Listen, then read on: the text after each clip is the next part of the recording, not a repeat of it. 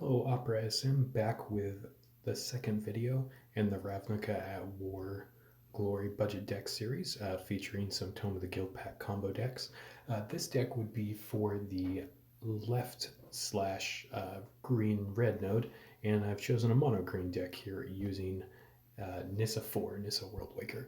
I love this Planeswalker. If you don't have her yet and you've got some crystals, it's available when the uh, dual deck Zendikar versus Eldrazi are out.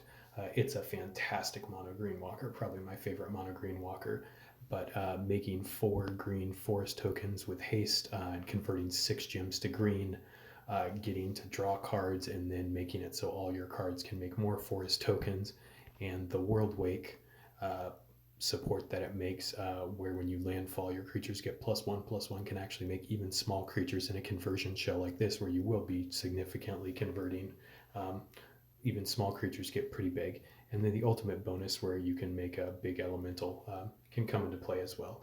But it's got great mana gains as well, +4 green, +3 white, which is great. So we can use a very similar deck to our previous one. So we'll notice again the 7 cards are the same, our top 6 cards, and then green white, since those are our biggest mana gains, that's the pain land, or excuse me, shock land that we're using. And then for the left node, the other objectives were cast, I believe, 4 creatures with power 5 or greater or something like that, and do 15 or more damage in a turn. So what we've chosen, I was looking through what cheap cards there were that were power 5 or more, and Lovestruck Beast came up, which I like a lot. He's a pretty cool card. It's a 7/7 for 9, which is a great rate. But this creature can't attack unless you control another creature with base power 1 or less. Well, just so happens that Elvish Visionary has 1 power, and also our elemental tokens have 1 power. And then if we need to, we can also flip the backside and just make 3 white human tokens. So I think this is going to be great, because in this loop, we just really want cheap, things that are not converters. We want just cheap cards so they don't take up a bunch of mana. The other card that I've done in this deck, since it's mono green, Omen of the Hunts is going to convert all green, so that card gets even better than it previously was, and it can still fetch the Temple Garden. But I've also included Leyline of Abundance. If you have a lot of green converters, I've really liked this card a lot. It's an enchantment for 10 support. Whenever you convert 3 or more gems to green, gain 1 mana for each creature you control. Then your creatures get +1/+1. It also has overflow if it goes into your hand when you have 5 or more cards. It's exiled, and you get a special effect which can increase your green mana bonus for each green creature you have. Well, we can have up to 3 green creatures here. So this can gain us probably 2 or 3 mana every turn when we have green matches, maybe multiple times, to help cast those other converter spells that might get stuck in our hand, and it increases our green mana bonus potentially, which is wonderful. The last card that I've included here is Deathsprout. You could fill a lot of different things. I've also done this with Reclaim, which can be great because it only costs 3, and then it will net you 13 mana. But I figured just hedging with a little bit of removal was not the worst. This costs 10, and then you destroy a creature and fetch the next land, and it gets full mana. And again, if we've taken damage already this turn, our Temple Garden will convert 4 to green or white. So we kill a creature and then probably get to convert 4 to green or white. So just have that in the last one. We'll see how it works. It might adjust more, but this is a mono green variant. And even if you don't have Nissa 4, this could work fine with one of the Vivians, or even probably with the base green Nissa 1 you get for starting the game. Its mana gains are not quite as good, but it could still absolutely work. So even a mono color deck should be able to do decently. Let's give this a try. Again, we're just going to be playing on normal training grounds. Looks like we're playing against an Ajani Vengeant.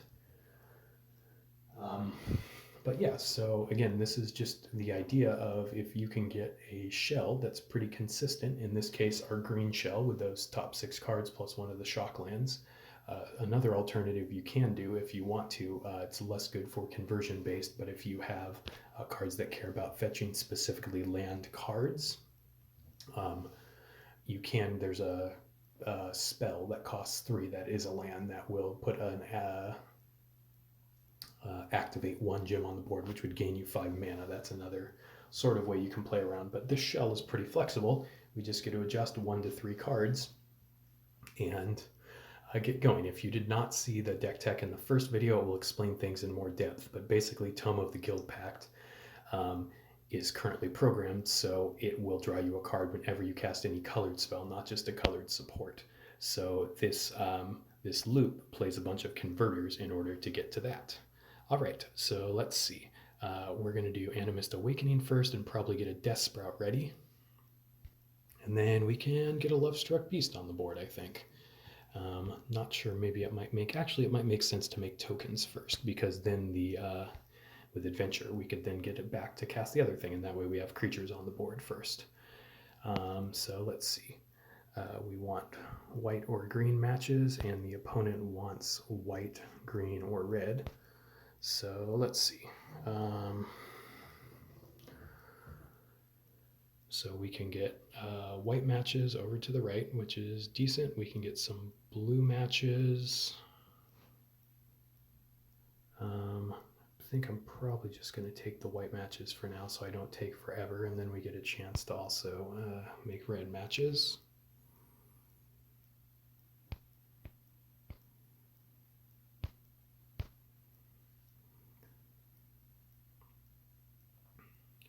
All right, great. Let's see what we can do now. So let's see, Omen of the Hunt will convert to green, and then maybe we can get some white tokens out. Deathsprout is charged enough, so I'm ready to play that if I need to. So let's see, we can get black into green into 3 loyalty. That's looking like the best right now, so let's go ahead and just do that.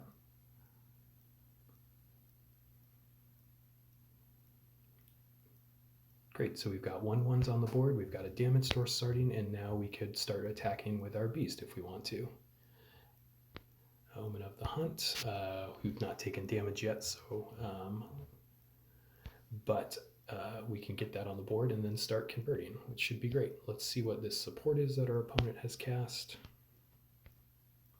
Shining Armor, let's see. You cast a night card, it gains 3 mana. Your first creature gets +4/+0 in vigilance. Okay, so he's going to be doing some blocking. That's fine. Let's see how many green we have on the board. 1, 2, 3, 4, 5, 6, 7, 8. So we do have 8 green on the board. So if we can do a white match with Animist Awakening, then we should be able to get some bonus green. So that sounds great. Yeah, so let's just go ahead and do that for now.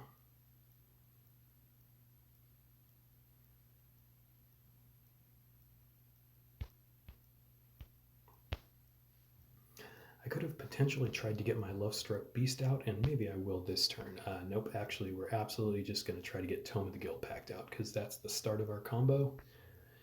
And then we can get some other cards out, but that's what we really want to start doing. So let's see. I think actually what I may want to do is, well, I can either draw some extra cards, but I am going to start drawing cards off of Tome of the Guildpact, or I could just make some forest tokens and then convert stuff to green to go even further. But I think what I want to do actually is start to draw some cards and then have some possibilities of getting even more cards. So let's see, I can get 3 green, which will get the Tome on, and then play our Lovestruck Beast. What else can I do? I think that's going to make the most sense, so we'll just do that for now so I don't take up a bunch of time.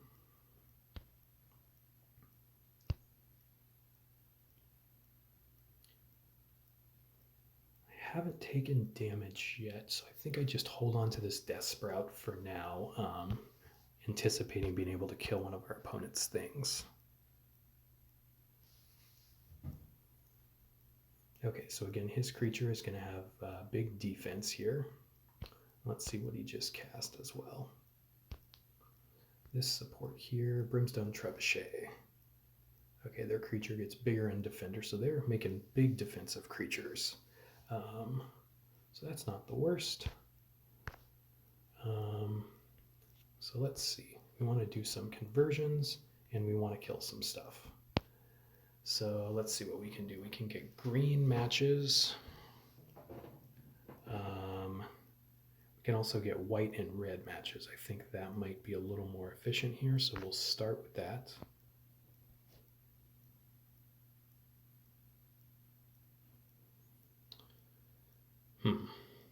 Yeah, I'm just going to start converting again with what happened with that other support. Making things have Awaken 4 can be not the best in the sense that it makes things a little harder to start looping, but I do want to try to make sure I get a fourth creature into play, or a third creature into play, so I can start doing some other things. But now we're going to go ahead and kill his creature. We're going to get a support here with Brimstone Trebuchet, and we got to convert because the Trebuchet dealt us some damage, so we're already getting a little value off of that, which is great, and it's leading to some further cascades. So I really like the Green Omen plus Shockland combo. It's been a great thing. I know Summon Ghost from Goblin Pile and some other folks have liked it as well. So I'm almost wondering at certain points here, it might be fancy play syndrome, but if I want to just kill one of my own creatures potentially in order to keep the loop going and get more conversion, I'm going to try it once. It might be a little bit of fancy play syndrome, but we'll just play around with it this once here. And it did lead to another conversion, so whether that was good or not 100% sure. It probably would have been better to just save it to kill something, but we also might have to keep in mind that we want to get at least 4, if we're trying to meet this secondary, at least 4 of these Lovestruck Beasts on the board. So we may actually have to kill our own Lovestruck Beast at a certain point in order to make sure that we meet these secondaries. So let's see, our Tome of the Guildpact is pretty highly beefed up, and our World Wake is as well. So I think what I'm actually going to do is get rid of these Tome of the Guildpacts, because when we cast those, we will not draw another card off of them. And then I'm just going to go ahead and use the first ability. That's another reason why I was willing to kill my other creature, in the sense that we can come back and get even more creatures with how this is working out here. So let's see.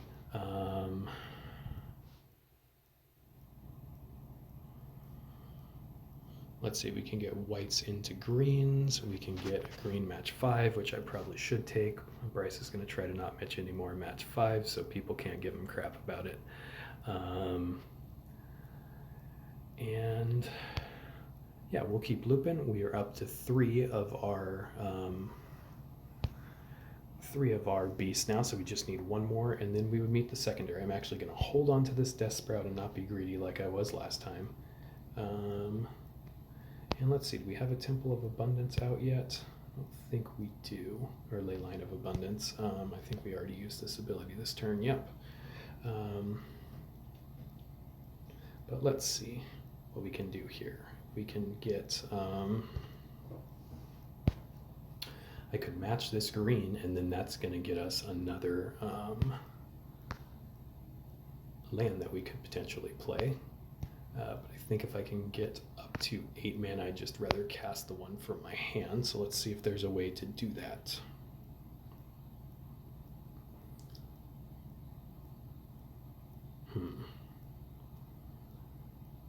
Not sure. Seeing ways that we could get 4 whites. Green, what else can we get? We could get, nope, that's not going to drop greens there.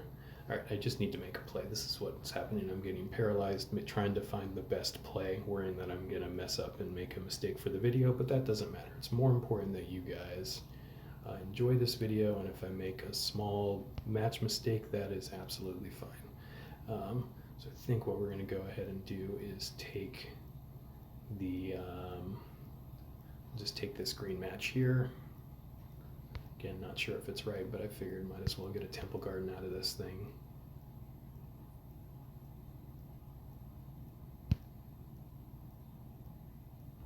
Got some more conversions, and that should hopefully be able to charge up that Temple Garden, which is great. And you can see that the World Fall or World Wake event is starting to pump up our creatures as well, which is great. I'm not going to use Deathsprout yet, but I may have to use it in a little bit if we're going to win too fast with our beast, but we'll see.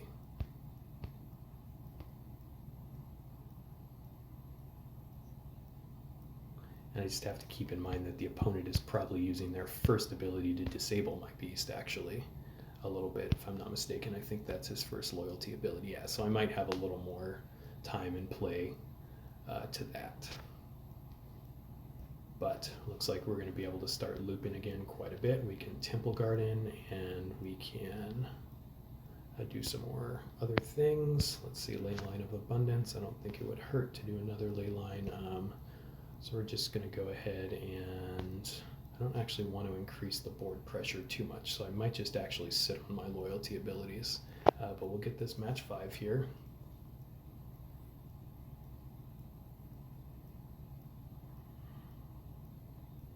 Keep going, but yeah, this is working pretty well. So hopefully we'll loop into one more of these beasts soon, and then just be able to beat our opponent's face pretty quickly.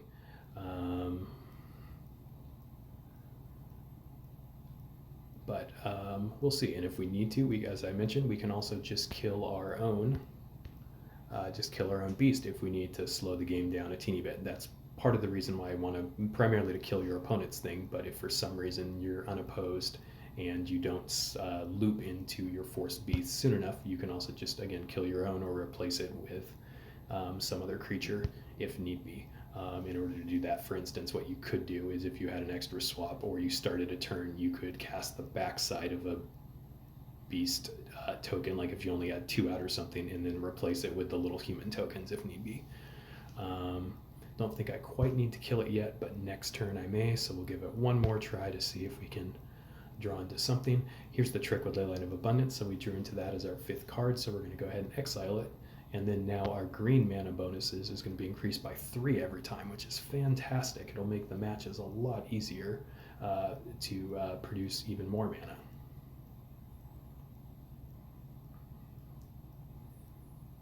All right, and I think we may still actually be going off of our extra turn, which is wonderful. And then another reason not to use a loyalty ability is if we had a match 5, we can use it later to draw some extra cards.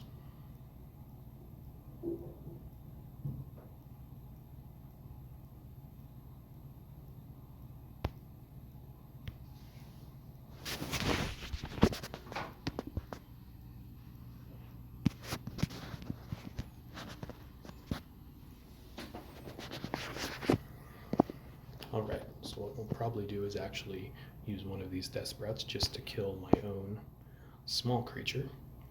Then I have an extra one if I need to, but we're going to draw 2 extra cards here.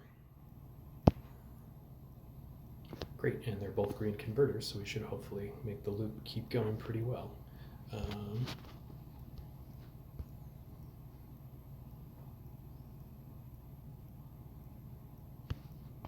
Alright. And let's see what we can do for these matches here. We can get green matches. What is this one going to do? This is going to increase our mana bonus, which is great. And as you can see now, we have plus 4 for our 7 for our green, which is great. So we'll go ahead and just make that match now. It should give us enough mana. Oh, and I messed up. I really messed up, actually, because I forgot that it added the 4 extra mana, so I should have put my other spell on top of that because it was trying to awaken the other spell, so I didn't actually get enough to cast the first one, which is kind of interesting. I think I'm going to actually cast another Deathsprout now. I'm just going to cast it on these tokens for now to hopefully get another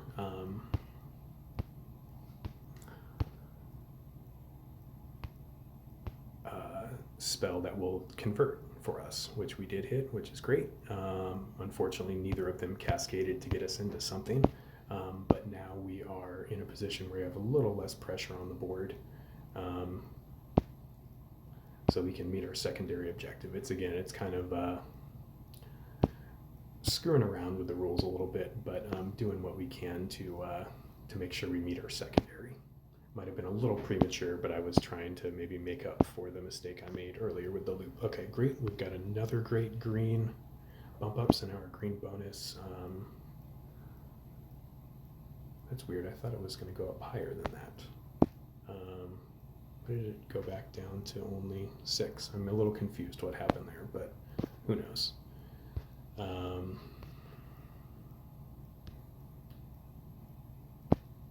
Oh, maybe because we lost some of our green creatures, maybe? I don't know. Who knows?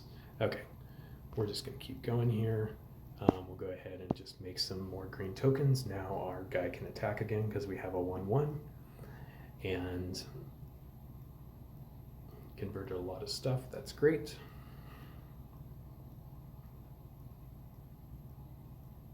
So we should hopefully now be able to just loop into another beast and win this turn or the next turn.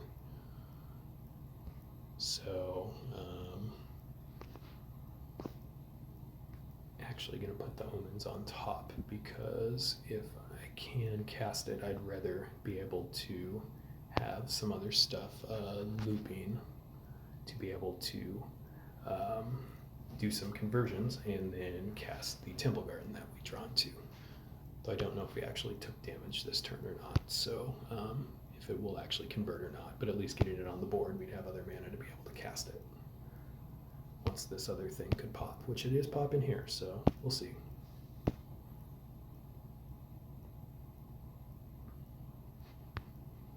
Great, we'll grab our Temple Garden, which we want to. It's also worth noting you don't have to grab that, so if you know that you're not going to get converted mana off of it, you could choose to say, hey, I don't want it, but oftentimes just in order to thin your deck out, it's not the worst either, because you can always just get rid of it if you, at the end of a cycle, if you don't want to cast it. But yeah, this loop is continuing to go on pretty well. All we have to do again is just find our last beast in order to meet as if we were playing in the event the secondary, so we'd have 4 large creatures cast. And we can just win.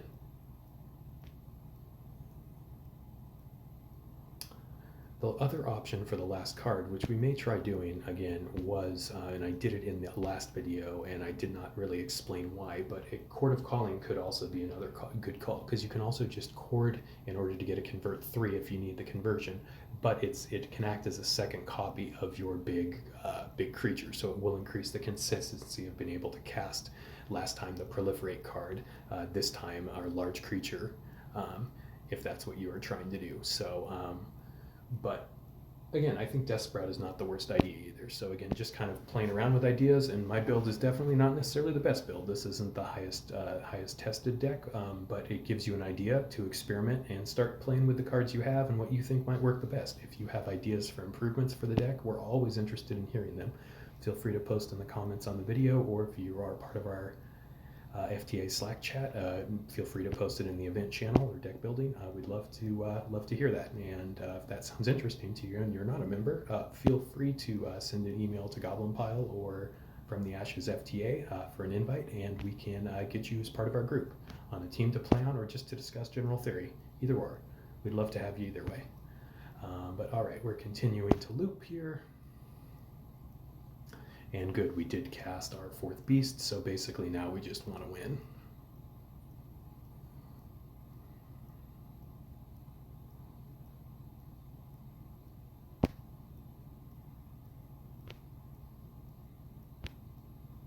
There, even another beast and another beast, so this is good. We're continuing to just amass a bunch of value as we do our green conversions and continue looping.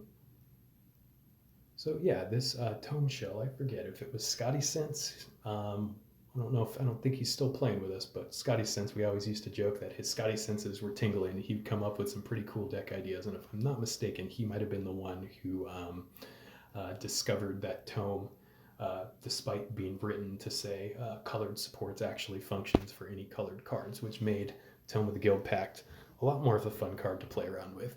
And I like including it in a lot of green conversion based decks. And as you can see why here, it just really does allow for a great loop that we don't normally get the access to do too much in standard anymore.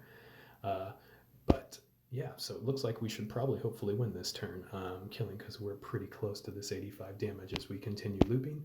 So again, this was for the left node, the green-red node, for the Ravnica at War Glory event. And this shell of the top 6 cards, plus a Shockland of the colors that work best for the Planeswalker you're choosing, work really well. Top node, we used Watley 2, and then for the next node, a little preview on the video, I'm going to be using Kiora. So Kiora or Tamiyo is probably better, but Kiora can absolutely work. I just wanted to show with the green-blue deck a different way to make it work, which we will see in a bit. Now we'll just use this to kill our opponent's creature so he can't block our giant attacking beast.